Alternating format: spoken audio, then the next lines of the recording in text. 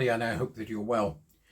This is a video under the banner of the Warrior Teachers Winning Mindset Program, so I put it under this one because it seems more appropriate than it being part of the Jester character who causes me so much bloody trouble, right? So, the Warrior Teacher Program is very much about ideas of free speech, very much about ideas of reality and the importance of protection for people who are vulnerable and children. In it, we attempt to help those who feel voiceless gain a voice. And to that degree, I'm pleased to say that I think it has been a success. Because I hear from warrior teachers who tell me all the time about how they've been able to speak where before they couldn't, or that they've learned not to speak where before they would have. And this is a very important part of this, because despite everything that we see on TV, most people that are fighting this are doing so alone, with support of a few people, and doing it in often small ways.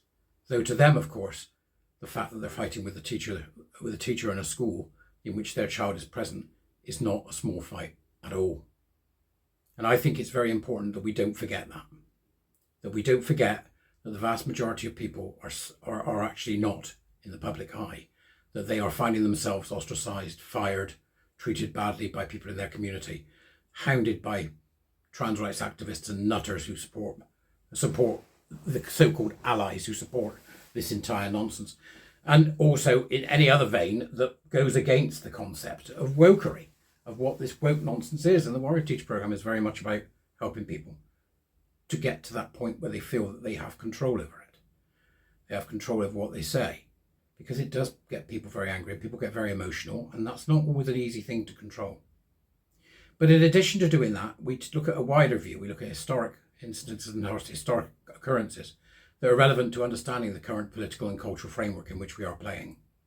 And the most important thing I think that people can understand is that culture is upstream of politics, and that actually what happens in culture will eventually fall down into politics. The gender critical movement, the movement against wokery, the movement for free speech, the FSU, Sex Matters, Transgender Trend, Bayswater Support, Our Duty, so many groups that have formed, and I know I've forgotten a few, but to you all, thank you, who have been helping to get the public announcement out there, to get the public to wake up to the fact that we are in a very precarious position in terms of our society. And we're in that position because we refuse to tell young people no. That's why we're in that position. And we're also in that position because we've got companies that are doing everything they can to support this DEI, ESG, environmental sustainability goals, diversity, equity and inclusion, that they can. Well, I think, in fact, they're probably breaching the Companies Act, but I'm no lawyer. You know, the companies are there to make money. When it comes to organisations that are not money driven, the government should be stepping in and saying, cut it out. The third sector is a cesspit, an absolute cesspit of this. So I'm sitting around watching the stuff and watching what's going on. And I saw an interview with Helen Joyce on Talk TV, absolutely extraordinary, with this guy on there who was so ill-informed that it's dangerous. And then you get Andrew Doyle has released a wonderful video, which you will find online, in which he talks about the new gay conversion therapy, which is what it is. This is Iran-style conversion therapy, which is going to be brought in, if we're not careful, and will be across Britain.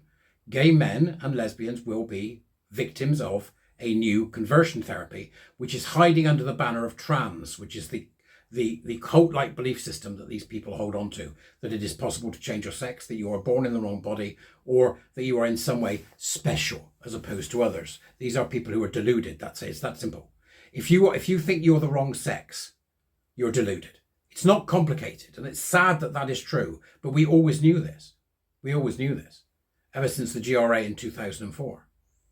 But the fight's getting more intense than it ever has before, because Scotland has passed a new act that on the 1st of April will make open season for gender and for grievance gerbils, gender adult grievance gerbils, and other grievance minors and whipple goats to come out and point the finger at who they like. And as Helen pointed out so clearly, and I've also pointed out to my warrior teachers in the program, the process is the punishment. And that's how it's going to work. This is pure authoritarianism on every level. You speak, we look into your life until we find something. That's what it's going to be about. And that can affect any of us in any way. The accusations will be flying left, right and centre, and people will be having hate crimes recorded against their record that they will not even know about. Free speech is the most important thing we have, because behind free speech is free thought. And when you get to the point where you can't have free thought, free speech dies. Because free speech is where it's at. It's the most important thing we have. The most important thing. There is nothing else that's more important than free speech, because it leads to free thought. And we sit here and wonder whether this is going to end in any way, and whether something's going to change, and is there going to be a sudden reversal of all this? And I don't think there is. I think what we're heading for, and I would quite happily have you show me that I'm wrong in the dubris, as they say, downstairs. But I think that what we're seeing is a move towards an authoritarian, and eventually, if we're not careful, totalitarian state system of control on many levels. Now, that makes me sound again as if I've got a tin hat on. But history, unfortunately, getting in the way, makes me sound like I'm right. I don't want to be right. I'm not happy about this.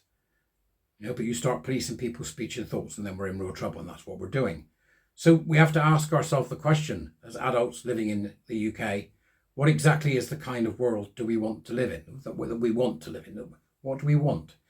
Well, I think that what we want, and this is my personal take, it won't be everybody's, is we need to have a situation where we've got a political party who is willing to say, hate speech laws go, anything to do with hate speech goes, anything to do with speech goes where it's being controlled, that all goes, every single bit of it, right? So there'll be no such thing as a hate crime rider, there'll be no such thing as a non-crime hate crime, it will all go, free speech. We need a party that will absolutely give us free speech. Now, free speech absolutists will understand where I'm coming from. I'm not a free speech absolutist, in that I understand that there is, a difference between speaking your mind about a subject and shouting, as the classic idea is, fire in a theatre, when there isn't one.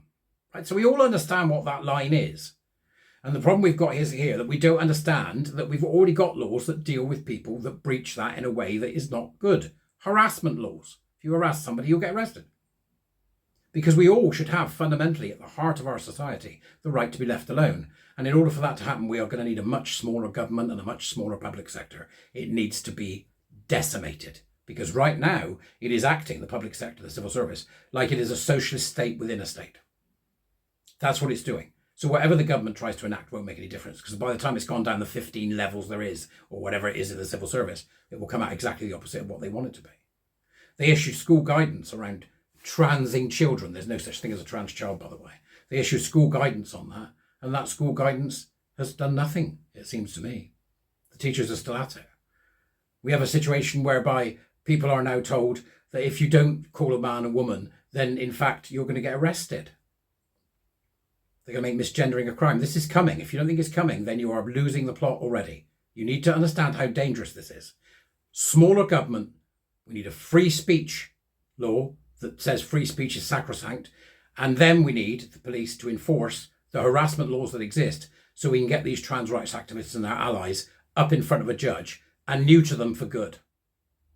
Because that's what they do. They harass women at these events. I've seen it. They harass them. That's all they do.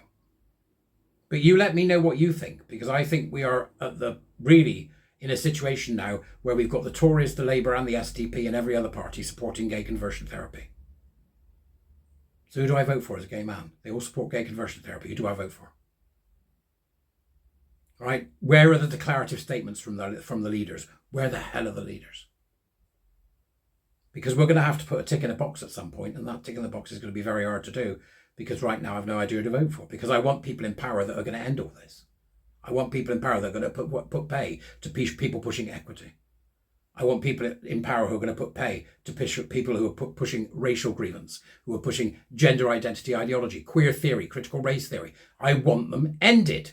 And the easy way to end them is to use the laws we currently have. The Company Act, in one instance, where the idea is you operate in the best way you can for your shareholders. Anything to do with DEI, EDI and all that nonsense is not operating in the best way for your shareholders. Now, we need the EHRC, run by Baroness Faulkner, needs to start funding cases that will end this. Now, they've already given out money for funding cases for racial. They can do it for the rest of it. Where are they? Give us the money. Just give us the money and we'll pick the company and then we'll take them to court. The EHRC should become much more robust in dealing with people that are pushing these revolting ideas.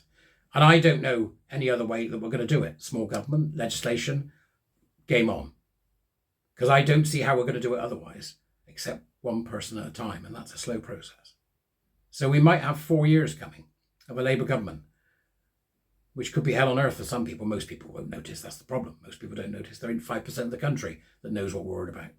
That's about all it is, 5%. The rest don't have any idea yet. It's growing, but it's growing slowly, and it's not growing fast enough for the next general election, unless the Tories have got a great big pot I don't know about that they're going to use, a war chest against the Labour. But it's difficult because they've got people in their ranks, haven't they, who are supporting this absolute travesty and medical disaster. So where are we? It's Easter, for God's sake. It's supposed to be about renewal. Where are we? Come on. We're still arguing the small points when we should be arguing the big ones. Repeal the GRA, amend the Equalities Act to make it suitable for British law, small government, rapidly shrinking public sector, managerial class gone, NHS gutted to get rid of the people that aren't actually doing the damn job so that we can get all these beavering bureaucrats in that are in and out, the university system to be defunded, where any element includes EDI, DEI, or any of the nonsense that goes with it, or researching gendered icebergs and such nonsense, the rubbish they're doing. That's what we need. But we've not got a party that can do it. Now, that will give us a leader that is capable. Give me a Tony Benn. Give me a Tony Benn. Give me a Margaret Thatcher. I don't care. Give me somebody who will say, we're having none of this. It's done. That's what we need. But there's no party out there that's doing it because they don't think it's a vote winner. And they may, sadly, be right.